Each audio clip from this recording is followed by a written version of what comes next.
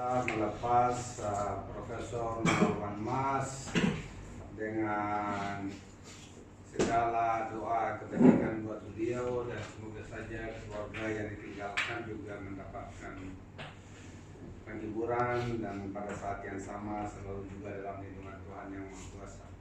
Saya sebutkan itu karena selama saya kenal beliau, giroh anti korupsinya itu tidak pernah berhenti sampai pada titik akhir hayat beliau.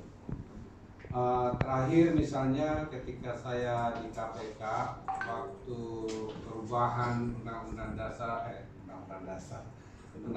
KPK untuk direvisi, beliau sangat mengadvokasikan ke banyak pihak di Makassar, di Jakarta, kemana saja, bahwa selalu beranggapan beliau. Dan saya pikir ketakutan Profesor Marwan Mas itu mungkin kita bisa lihat hasilnya sekarang. Oleh karena itu saya pikir atas nama teman-teman yang berjuang di sisi anti korupsi, saya pikir yang ingin dilihat Profesor Marwan masih di korupsi.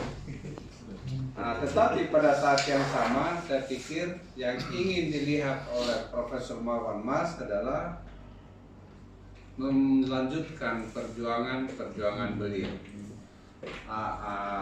Beliau akan bersedih di atas sana kalau kita berhenti memperjuangkan pentingnya melawan kezaliman dan melawan beliau akan sangat bersedih kalau kita sebagai sahabatnya tidak melanjutkan kerja beliau.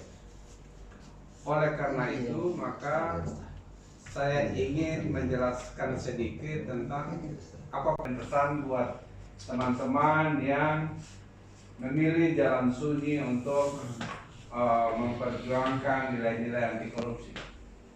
Karena jamaah anti korupsi itu tidak banyak. Kalau di Makassar ini ya ini saja. Di luar ruangan ini agak susah kita ketemu. Jadi saya selalu bilang bahwa jamaah anti korupsi itu bagaikan jamaah sholat subuh.